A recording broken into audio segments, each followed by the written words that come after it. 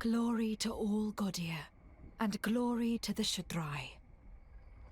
The rousing hymn of the Shudrai was heard far and wide, as they gathered to use the Gildercoil and embark from Mage Haven to challenge the Archons themselves. For too long had archaic Archon dogmas controlled the cosmos and determined what should exist and what shouldn't. It was time to ring in a new age and break the chains that fettered the true potential of the Pantheon. Grexolis was the long-sought-after target of the Shudrai. It was a world whose mere existence had been concealed by the Archons in great effort, as it contained the forbidden magic of ancient times. The Gildercoil not only guided the Shudrai to Grexolis, it was the very key to opening the World Vault itself. Coming to Grexolis meant to seek celestial judgment, but the Shudrai were prepared.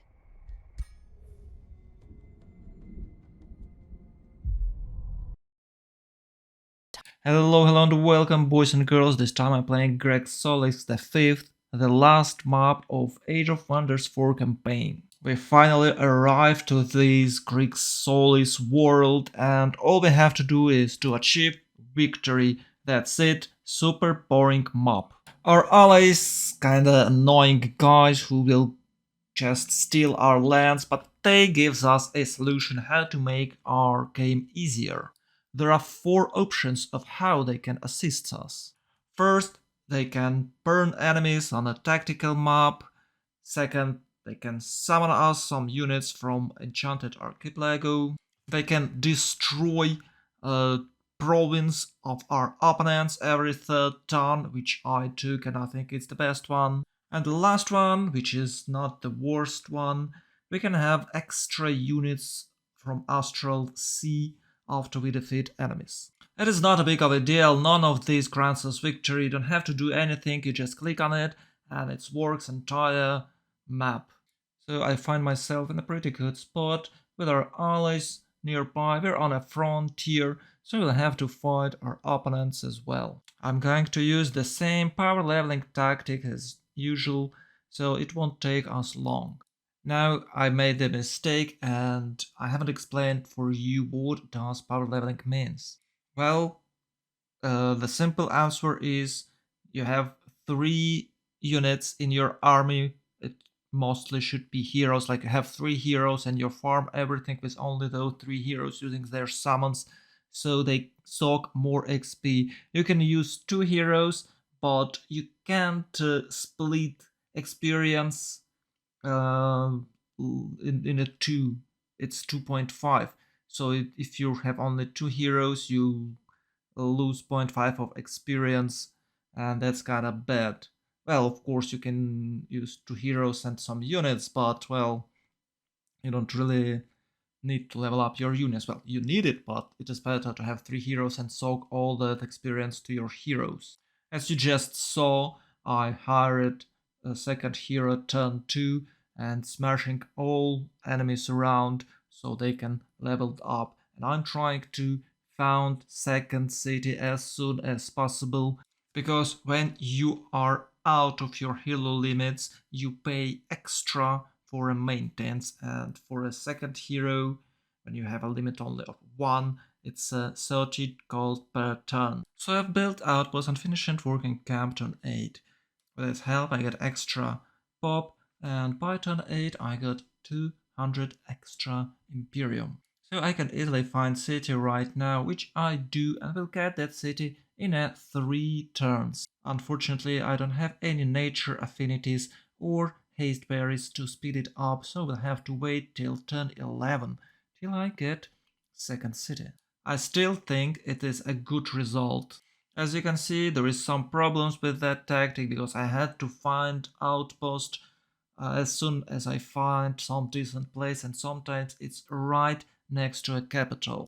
Turn 12 I found another outpost and planning to get city there. I'm rushing cities so I can have more heroes with a reasonable cost. And of course, if you have more cities, you have more resources and you'll have better tempo, so it's kind of good strategy. Unlike previous maps, we'll have a lot of manual combats here because our enemies are really powerful.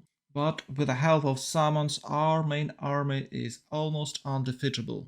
We can't afford big army, but we can afford small efficient heroes army, which I'm using now.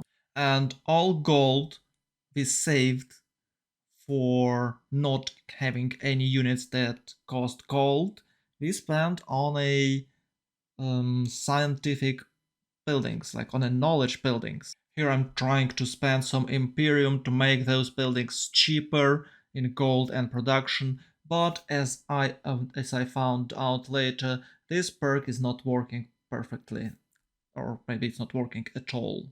Because I notice that when I'm using this perk, nothing's much changed in the cost of that buildings. So my strategy partially failed because I didn't build any scientific buildings before I get that perk. As you can see, opponents are trying to attack us from multiple directions, but sometimes our allies can be useful. And to be honest, the guy on the top, it's actually a girl, on the top will protect us from the northern attacks in the future, so I can focus and attack west direction, which I'm about to do. Because I'm playing Shadow, I don't really need extra stability in cities. That is why I focused on a spells that cost me some stability and give something in return, like Amplified Mind that I just learned. Because in this scenario we only need to achieve victory without any side quest, I can focus on a knowledge victory, and that is why I don't need anything else but knowledge. So I went for Amplified Minds and with the Tome of Amplification, and I'm aiming for the Tome of a Cold Dark because it can transform our territory into snow, and we'll have specific building that benefits and generate more science when it's adjacent to a snow. We don't really need much warriors units and strong units because we're playing against AA and power leveled hero capable of defending us in any situation. After a few turns, I turn my empire into a snow kingdom. I really like Marching Winter spell because it gives you 2 food and 2 production for each province in your territory it's affected while spell is casting. So for example, for a city of 10 pops, you'll get 10 food and 10 production, and is amazing. On top of that extra science you can get from specific buildings.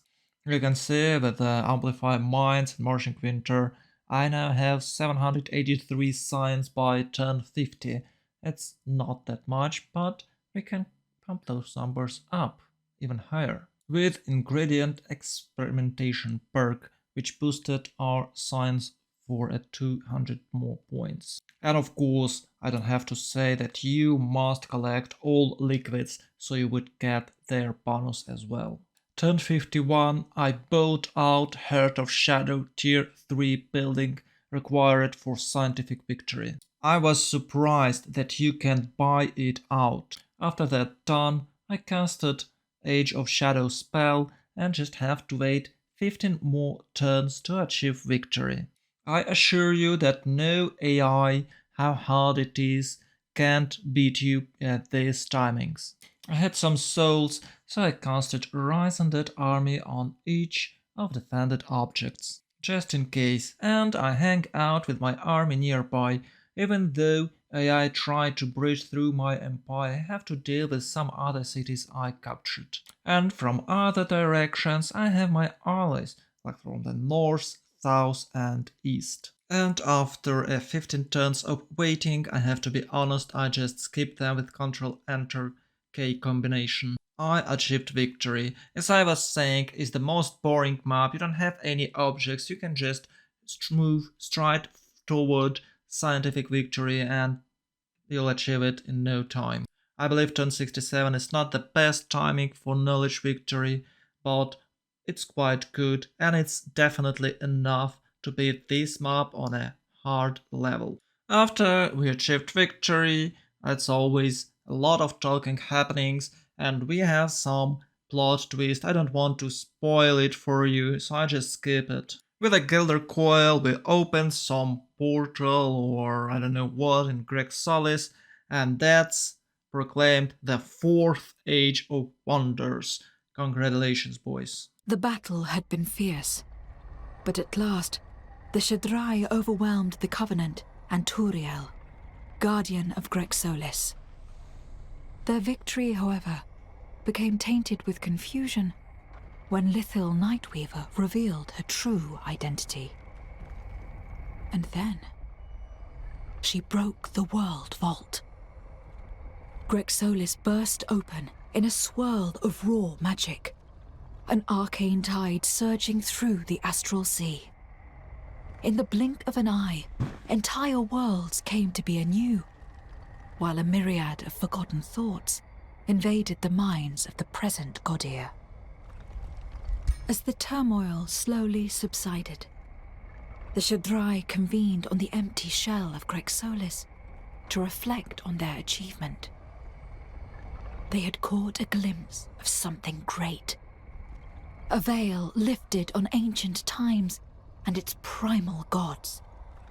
Forgotten were all worries about the Archons and their distant war with the Shadow.